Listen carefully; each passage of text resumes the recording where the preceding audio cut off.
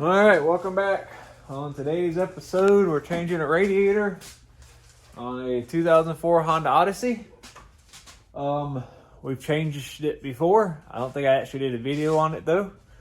So what happened was, radiator on the previous one was doing the exact same thing. It's leaking from the plastic cap on top. Let's see if I can show you. See how wet it is, like right in here. See how that coolant? So thank goodness it hasn't busted yet. So we're gonna go ahead and change it though and keep this thing mobile. The reason why we're changing it again though is, as you can see, the silver and silver hood, and we got a silver fender, is a deer decided to bless us with its presence and it got hit. So went to the junkyard, pulled everything off of a donor car at junkyard, put a come along on the frame. It didn't actually get into the main frame, but I call it the sub section of the frame. So on the supporting brackets, got everything bent as good as I could, good enough to drive it. And so yeah, so we're just get this radiator replaced and hopefully continue to put miles on this 2004 Honda Odyssey. All right, so cleaned up the garage, got the car on ramps, ready. I just opened my radiator from Harbor Freight. It's a Denso, which is the OEM of Honda. Just checking it out. So I know we're going to change our transmission coolers because of the previous one. We had to take the old fittings off the OEM. So I know these are slightly different. Just want to make sure before I take the car apart, we don't see no cracks. It's kind of just your standard plastic cap radiator. We don't have the foam, which is fine. And just want to do a overview of it, of what we got, and start taking the car apart now. So I'm gonna put back on some YouTube videos and for some background noise, and I'll show you all the next step. All right, let me get you updated. So we got this piece off. Really easy. I'll show you how I did it. Which to most people would be like, yeah, just take a screwdriver, a pair of side cutters, dikes, whatever. But I got this screwdriver that I bent accidentally. And all I do is, it's been like the best thing I've ever done by accident.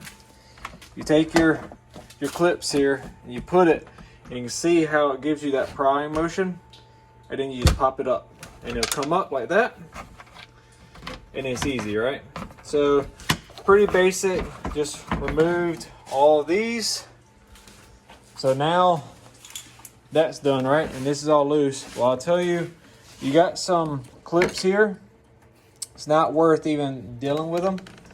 Go ahead and take you a Phillips head screwdriver. Remove this screw that's here, which is this. And then there's one on the other side. And all it does is, see these little tabs, they clip into here. You just pull your bumper. Let me put this back. And then, so I didn't put some of the splash shields and stuff on from the accident. I actually have them on the shelf right here. And I'm not going to do it today because we're probably going to wind up replacing this bumper. This bumper was in worse condition than what I was told when I took the parts. And I just said, forget it. It's the best thing I can get at the time because I need to get the car on the roof. So now I'm just going to take this side, because I already took this screw out, and pop, just like that. I'm going to try to do this one-handed. And then with the splash shield removed at the bottom one, see those holes? Splash shield needs to be removed. Just take your bumper. I mean, we're in probably 15 minutes for this. It ain't bad. There's clips are just a pain, and some of them, most of them, that little screwdriver tip works.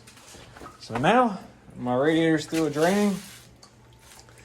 I'm going to take out these 10mm bolts, take out this condenser, move this condenser forward, and then just start unhooking hoses. So I'm going to pick it up from here, and I'll get you out to the next section. All right, so ended up, headlights need to come out. There's a screw here, and a screw here, and a screw here. That's the reason why it's so important. Just go in and take that bumper off, because you can just access all of that. No big deal. Got all our brackets up here. So then once the headlights are out, we was able to move our condenser forward like that. And that was the issue. You can't get the condenser forward because the headlights kind of wrap it right here and you can't move it that far. So next issue was getting some room here. Well, our upper radiator hose was holding on to it. I just took my pliers, grabbed our clamp that was now here, grabbed it with the pliers, was able to get the clamp off. I just kind of took the pliers and grabbed the hose, kind of shook it, got it loose and slid it off. So that got us to here where we start accessing our wiring, and I can start taking off our fan bolts. I'm pretty sure our bottom fan bolts are slotted on one of these, maybe both. So we're just going to try just loosening the bottoms and taking the tops completely out, undo our wiring, and then we're going to get to a point where we got transmission cooler lines at the bottom and then our lower radiator hose. So we're going to try to do everything up here first before we lay it on the ground. So we're making good progress, so much more efficient than last time. Just last time I tried not to take anything off and it was epic failure. I've actually heard people cutting this core so you can lift this completely out. I didn't want to get into that where you're MIG welding and everything. I just further do it right, just for structure. And when you do it like this, it ain't that bad. You just got to know what to do is the issue. Anyways, I'm going to start taking these out and I'll show you the next step. All right, as I said, wasn't that bad. This is actually the bottom here, bottom of both. As you can see, this one is slotted and this one is just plugged in. So I just took these two bolts out. It lifted out of its holders here.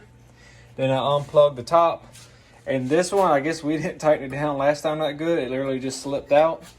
And then I unhooked this one. So something very important when you're doing this, because I made this mistake. There's a plug right that attaches right here. Let me show you.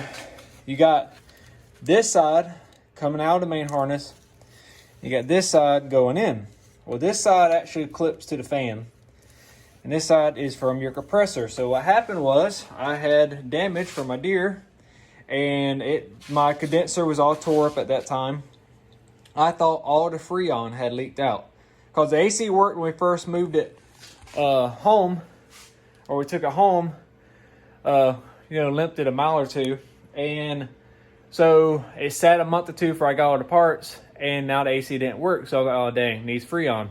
So I wound up, at that time I didn't replace the condenser actually, because I was just going to try to make it work with it mangled.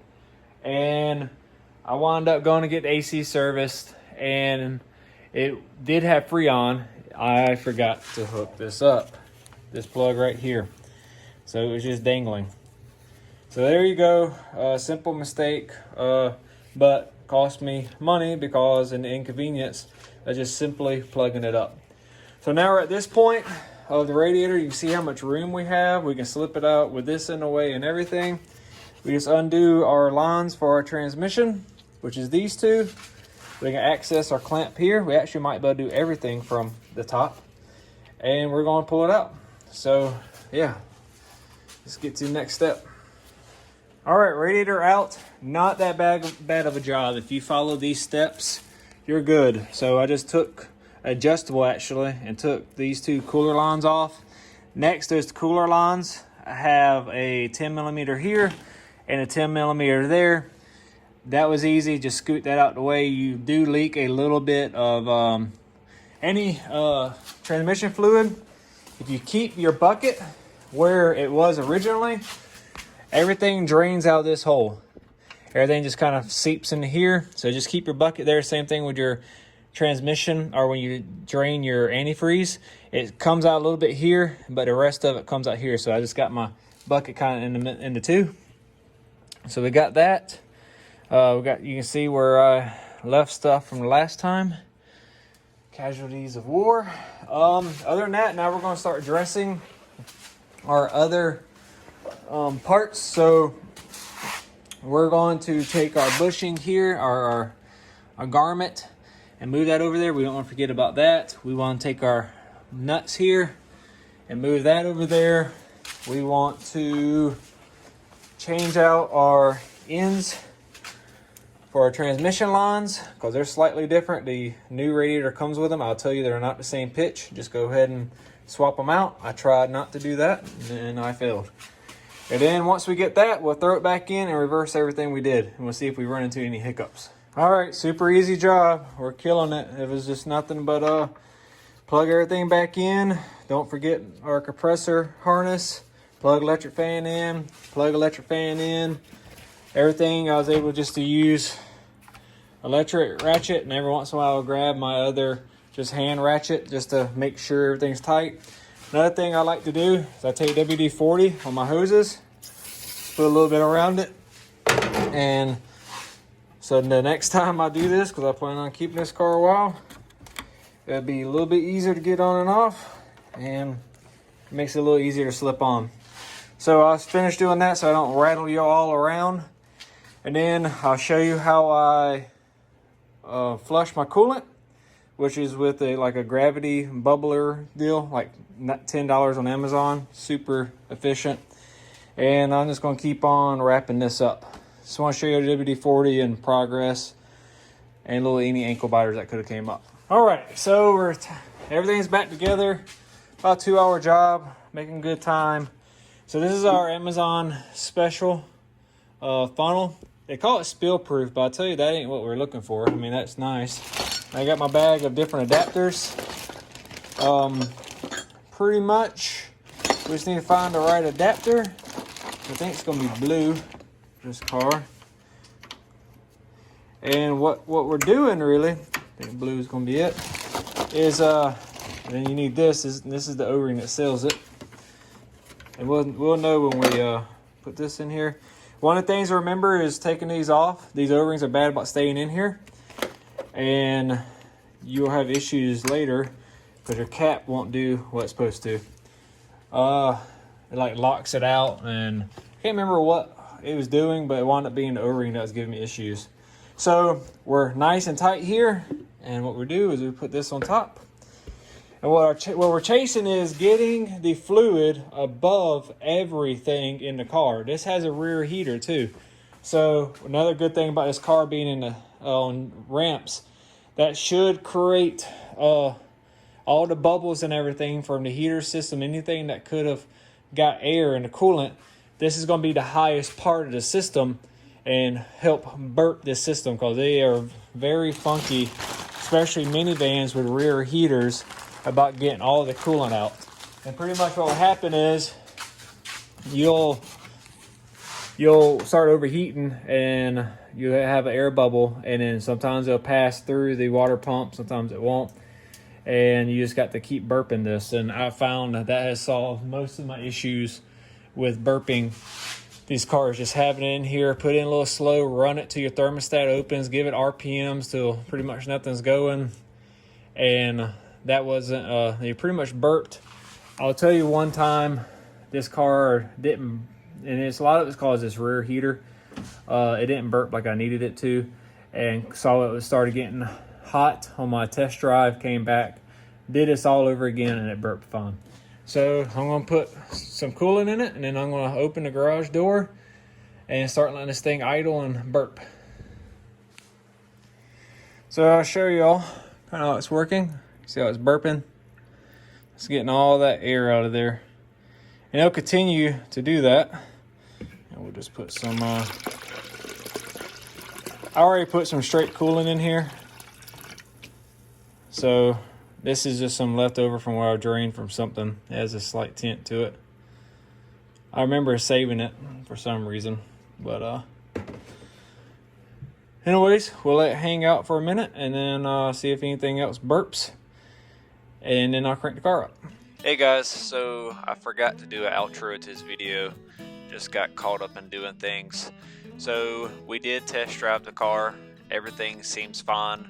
The burping of the coolant worked exactly like we wanted to. So this is a good fix. Please leave a comment and a like or dislike, or however you desire. It is greatly appreciated. I try to respond back to all comments, and thank you for coming by and enjoying today's video. To the next one.